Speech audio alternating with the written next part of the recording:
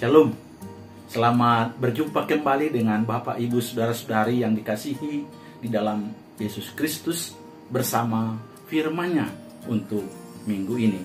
Jangan lupa saudaraku untuk subscribe, like, dan juga men-share-nya ya. Sebelum kita mendengarkan sabdanya, marilah kita berdoa. Damai sejahtera yang melampaui segala akal kiranya menyertai hati, pikiran, perasaan, dan seluruh hidup saudara di saat mendengarkan sabdanya pada hari ini. Amin. Saudara-saudaraku yang dikasihi di dalam Kristus Yesus Tuhan kita, firman Tuhan untuk kita pada minggu ini, minggu 4 setelah Trinitatis, tanggal 27 Juni 2021, diambil dari 2 Samuel 1 ayat 17 sampai ayat yang ke-27, dan juga bahan bacaan dari 2 Korintus 8 ayat 7 sampai ayat 15 dengan tema kasih persaudaraan. Saudara-saudaraku yang dikasihi di dalam Kristus Yesus Tuhan kita, sewaktu saya mempersiapkan khotbah ini, terus terang saya agak bingung karena apalah hubungan teks kita ini ya dengan tema kita minggu ini. Apalah hubungan nyanyian ratapan Daud kepada tema kasih persaudaraan. Seolah-olah tidak nyambung toh. Tapi terus terang saudaraku, setelah saya menggalinya, menggumulinya, dan merenungkannya dan mempersiapkan khotbah ini, saya juga melihat betapa memang luar biasanya Daud ini. Dia adalah seorang gembala biasa tadinya. Dia beda dengan abang-abangnya yang adalah prajurit kelas besar, kelas tinggi. Mereka adalah prajurit-prajurit yang hebat. Tetapi Daud walaupun dia hanya gembala biasa, tapi menjadi seorang yang sangat kuat, sangat tangguh, bahkan sanggup melawan, bahkan mengalahkan Goliat yang besar itu dan seluruh musuh mereka, orang-orang Filistin. Tidak hanya itu saudaraku, kasihnya mengalir deras kepada orang-orang yang membencinya dan juga kepada sahabatnya, kepada Saul dan Yonatan, kepada bangsanya, dan juga kepada banyak orang. Kenapa saudaraku? Karena memang bila kita perhatikan apa yang diungkapkan oleh firman Tuhan, baik dari 1 Samuel, 2 Samuel, dan juga 1 Raja-Raja, sampai dengan 1 Tawarin, dan juga dalam Mazmur, kita melihat memang betapa bergaul eratnya, betapa karibnya Daud dengan Tuhan kita. Dan dia sungguh-sungguh berharap sungguh kepada Allah saja, sehingga dia mempercayakan hidupnya hanya kepada Allah saja. Sehingga kita tahu bahwa Daud adalah seorang tokoh besar, tokoh yang akrab, tokoh yang termasuk diungkapkan oleh firman Tuhan dalam Alkitab kita, orang yang memang masuk termasyhur dalam Alkitab kita, sebagaimana diungkapkan dalam Ibrani pasal yang ke-11. Itu saudaraku, juga Daud diungkapkan sebagai nenek moyang daripada Tuhan kita Yesus Kristus. Sehingga Daud sering disebut apa? Disebut bahwa Yesus adalah anak Daud. Bahkan Allah memanggil Daud sebagai orang yang berkenan kepada Allah. Saudaraku yang dikasihi di dalam Kristus Yesus Tuhan kita, dengan tema kasih persaudaraan merupakan tema yang sangat indah dan menyenangkan untuk diungkapkan, tapi juga untuk dilaksanakan dalam hidup kita hari lepas hari. Sebab persaudaraan sejati itu adalah kebutuhan utama umat manusia dalam relasinya satu dengan yang lain. Persaudaraan sejati itu akan menjadi kekuatan yang sangat luar biasa mengubah wajah dunia ini, manakala manusia hidup di dalam kasih persaudaraan sejati itu. Kasih juga dapat menjadi dasar dan landasan yang kokoh dan kuat dalam upaya untuk mewujudkan persaudaraan sejati itu. Dalam Alkitab kita, sebenarnya saudaraku, kata saudara bisa diterjemahkan rahim. Makanya yang bersaudara itu bisa disebut lahir dari satu rahim. Dalam bahasa Toba, dongan tubuh. Dalam bahasa Angkola dikatakan samudardo hami. Maka mereka yang bersaudara sebenarnya dan sesama saudari otomatis dan seharusnya saling mengasihi.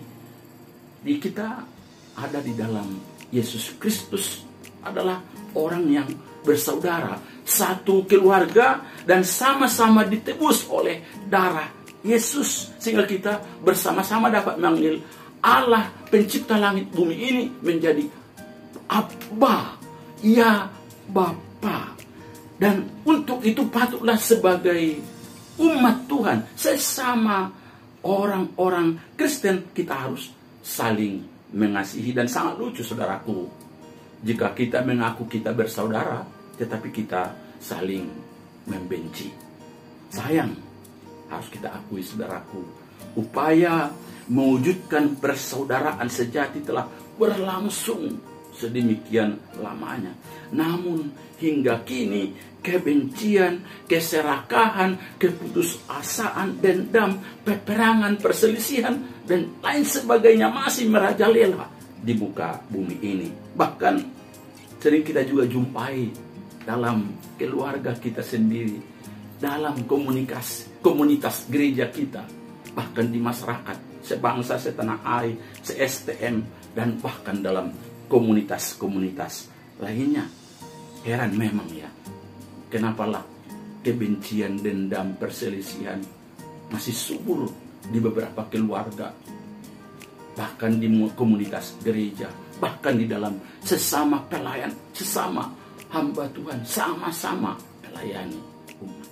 Lewat khotbah hari inilah kita akan belajar bersama meneladan kehidupan Daud sebagai tokoh besar itu bisa menjalin persaudaraan sejati, kasih persaudaraan yang sangat-sangat indah kepada orang-orang yang dihormatinya, walaupun yang dihormatinya itu sungguh membencinya, bahkan mau membunuhnya, juga kepada sahabat-sahabatnya dan keluarga serta bangsanya sendiri.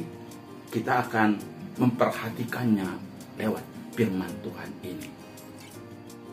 Yang pertama, pengampunan sangat dahsyat melenyapkan kebencian, dan sebaliknya pengampunan pasti menjalin kasih persaudaraan. Saudaraku, sebagai keluarga, ya, mertua, menantu, sebagai raja, rakyat, panglima, dan juga prajurit, dan mereka sesama umat Tuhan, bangsa Israel, dan sama-sama yang diurapi oleh Tuhan melalui Samuel, tidaklah seharusnya dan sepatutnya Saul membenci Daud. Tapi itulah kenyataannya.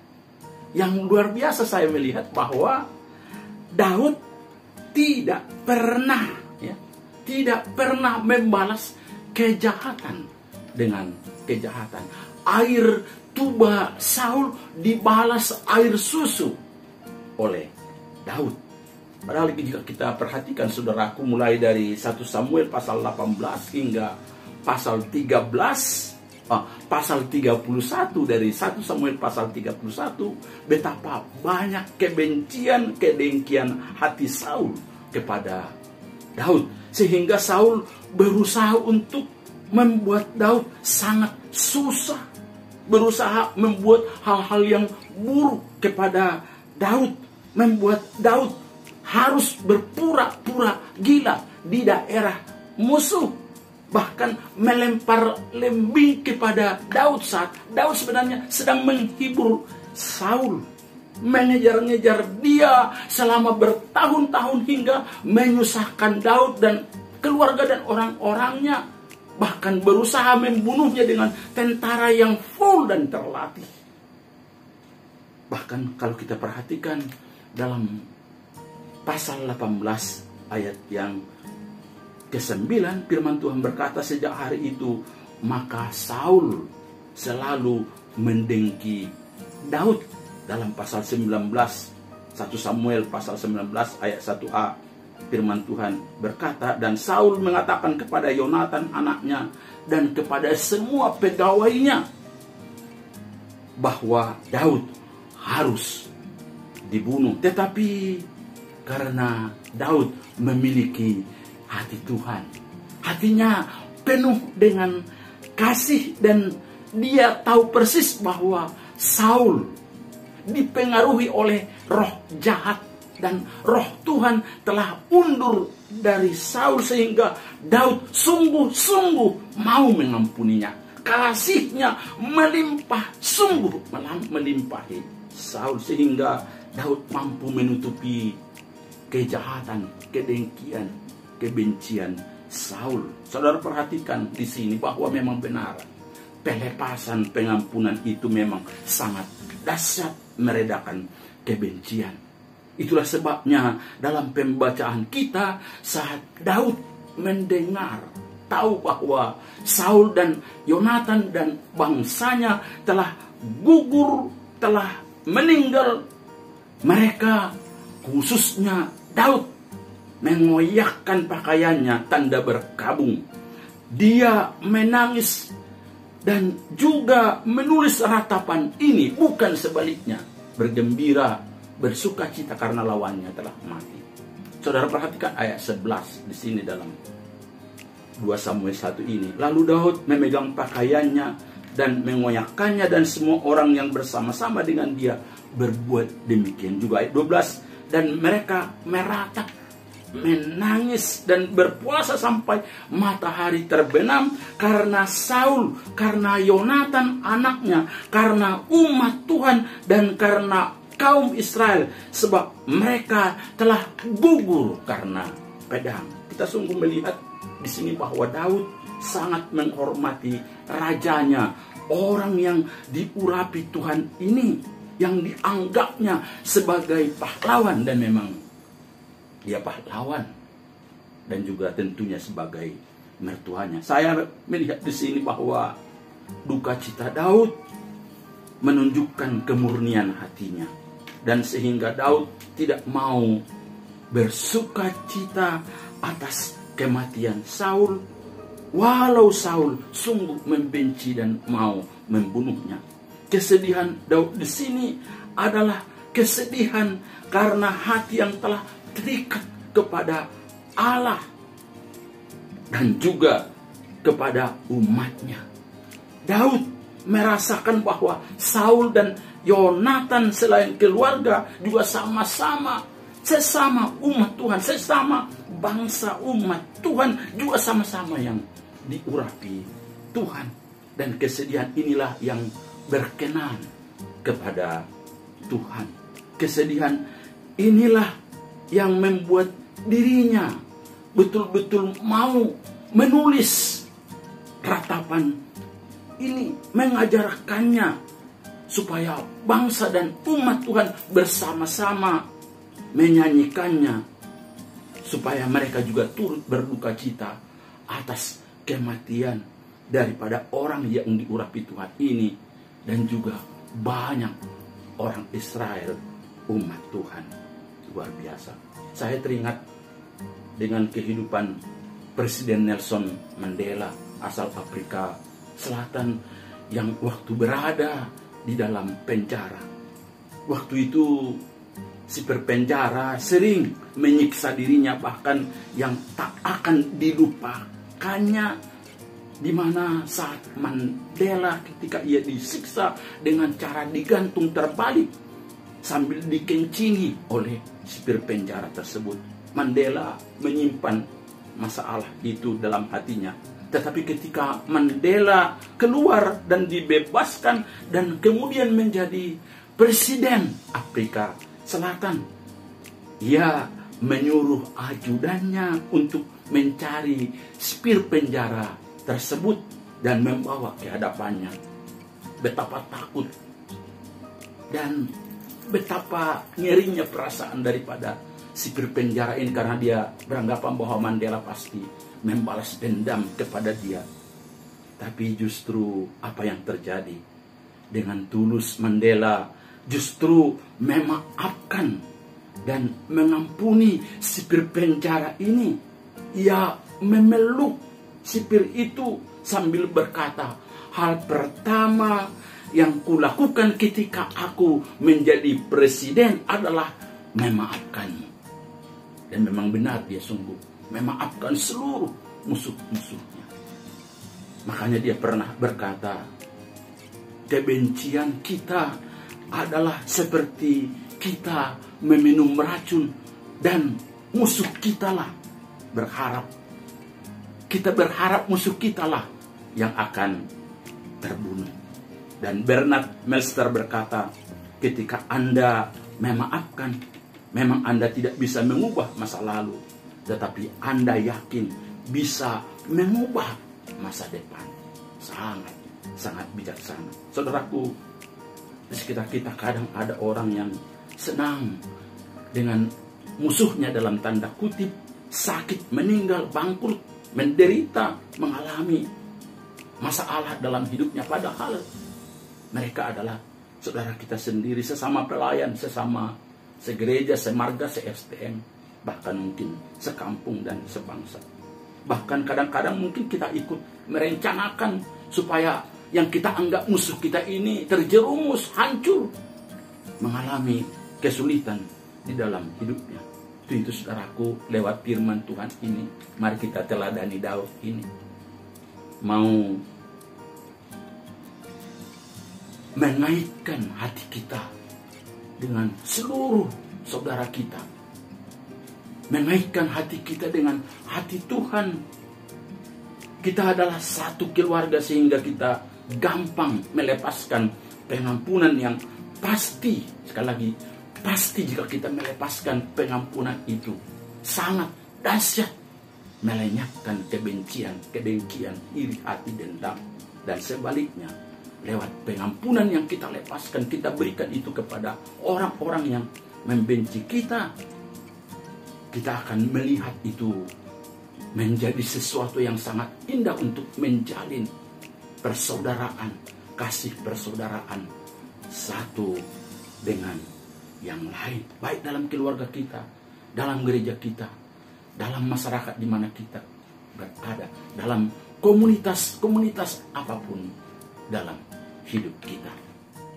Yang kedua, kasih persaudaraan pasti tidak akan menjelek-jelekkan saudaranya. Saudaraku, biasanya jika kita merasa bahwa seseorang atau ada kelompok atau komunitas yang sudah menjadi musuh dalam tanda kutip kita akan berusaha menjelek-jelekkannya kepada orang lain. Bisa dengan kata-kata kita yang kasar, atau bisa dengan tulisan dan juga lisan.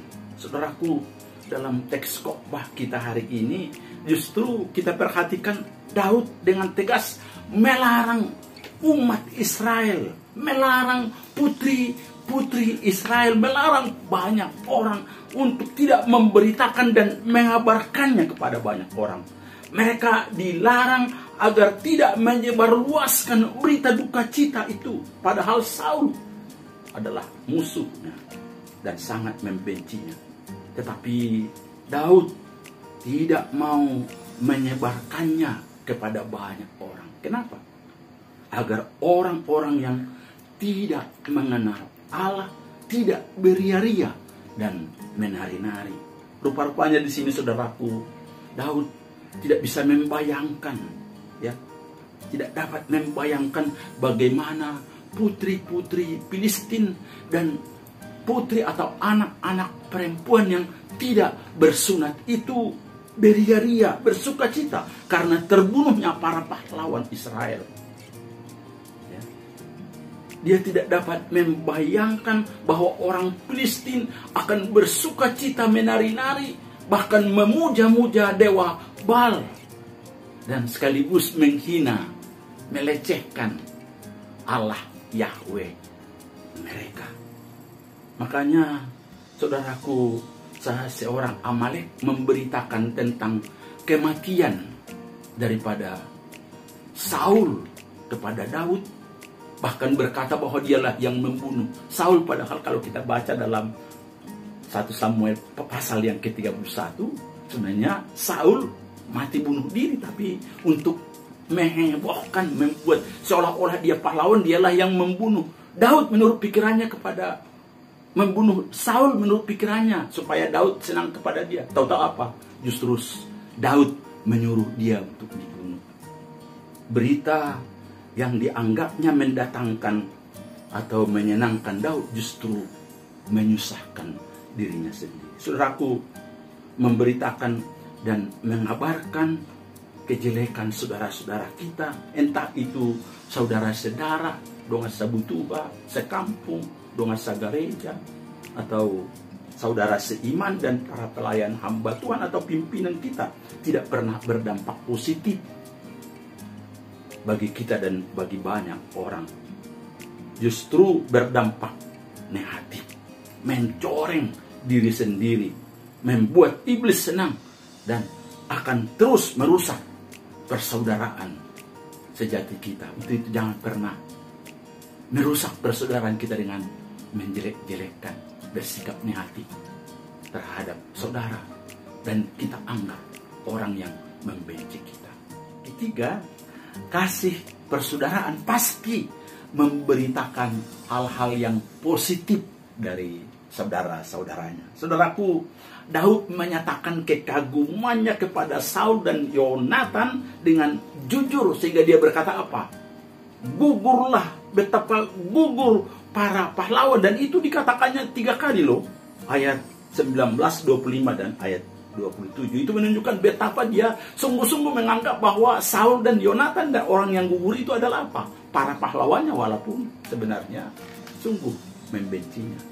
Daud sadar bahwa Saul adalah raja pertama di Israel, dan itu tidak mudah dalam memimpin, dalam menyatukan ke-12 suku Israel yang begitu tercerai-berai. Daud juga tidak hanya melihat bahwa Saul sebagai pahlawan yang hebat, tapi juga dia memuji keperkasaan Saul dengan apa? Dengan pedangnya yang tidak pernah kembali kepadanya.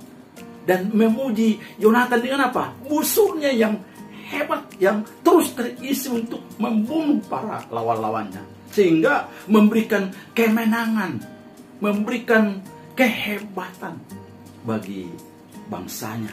Dan tidak hanya itu, pasti artinya bahwa Saul dan Yonatan juga memberikan apa? Kemakmuran bagi bangsanya, sehingga mampu mendandani putri-putri Yerusalem dengan pakaian mewah dari kain germisi dan menyematkan perhiasan emas pada pakaiannya. Itu tanda kemakmuran yang dibuat oleh Saul. Selain itu, Daud juga memuji dan mengingat bahwa cinta kasih Yonatan sebagai ipar dan juga sebagai sahabat sejatinya sangat ajaib, melebihi cinta ibu dan cinta istri kepada suaminya. Karena cinta Yonatan kepada Daud adalah cinta yang disertai perasaan hormat dan kagum kepada sang raja Israel. Cinta yang diberikan karena pandangan iman Yonatan yang melihat jauh ke depan bahwa memang sang raja Israel ada di dalam diri Daud yang diurapi itu. Makanya Yonatan tidak pernah kita lihat, walaupun dia adalah putra mahkota yang seharusnya menggantikan ayahnya, tidak pernah dia berusaha untuk menjatuhkan Daud sahabatnya itu. Dia tidak pernah iri dan cemburu, bahkan mau berusaha untuk menggagalkan urapan Tuhan atas Daud yang akan pasti menggantikan Saul dan dia dirinya sebagai putra mahkota. Saudaraku, kasih persaudaraan yang luar biasa ini membuat Daud tidak mau mengata-ngatai, menjelek-jelekkan Saul dan Yonatan, tapi justru sangat menghormati mereka dan memuji-muji serta membuat nyanyian ratapan yang sangat luar biasa ini. Sangat positif, menunjukkan hormatnya, kekagumannya kepada Saul dan juga kepada Yonatan sahabatnya itu. Agar apa? Agar Tuhan dipermuliakan. Saudaraku, marilah kita berusaha mencari hal-hal yang positif dari setiap saudara-saudara kita yang memang pasti ada banyak kelemahannya. Marilah kita juga betul-betul mau mendukung, memuji mereka. Baik itu teman sepekerja kita, teman sepelayanan kita, mengobarkan cinta kasih seperti yang dilihat oleh Yonatan kepada sahabatnya Daud, bukan justru mencari-cari kesalahan. Jangan pernah ada iri, cemburu, dan juga dengki. Saudara-saudaraku yang dikasihi di dalam Kristus Yesus Tuhan kita, kasih persaudaraan sangat dibutuhkan dunia saat ini. Baik itu keluarga kita sendiri, ya, komunitas dekat-dekat kita, entah itu STM, teman segereja, dan juga ada banyak hal dan di bangsa kita. Mari kita tunjukkan bahwa kita adalah orang yang gampang melepaskan pengampunan yang sangat dahsyat, melenyapkan kebencian, melenyapkan kedengkian, iri hati, dan dendam, bahkan menjalin pasti kasih persaudaraan di antara kita. Mari kita berusaha sungguh untuk mengobarkan hal-hal yang menggembirakan, mencari hal-hal yang indah, hal-hal yang patut dipuji, hal-hal yang patut kita ungkapkan yang manis didengar terhadap sahabat, saudara, teman sepekerjaan kita. Dan jangan pernah iri hati, bahkan menjelek-jelekkan saudara-saudara kita. Karena melaluinya kita akan menciptakan damai sejahtera, menciptakan kasih persaudaraan yang indah di antara kita. Firman Tuhan berkata, sungguh alangkah baiknya apabila saudara-saudara diam bersama dengan rukun, sebab kesanalah, dikatakan di sini, Tuhan memerintahkan berkat-berkatnya. Sekali lagi, kesanalah kepada saudara-saudara kita, kita yang rukun, hidup bersama inilah, melalui hidup dalam kasih persaudaraan indah, Tuhan perintahkan berkat-berkatnya, supaya kita menjadi berkat bagi banyak orang. Tuhan Yesus memberkati saudara. Amin.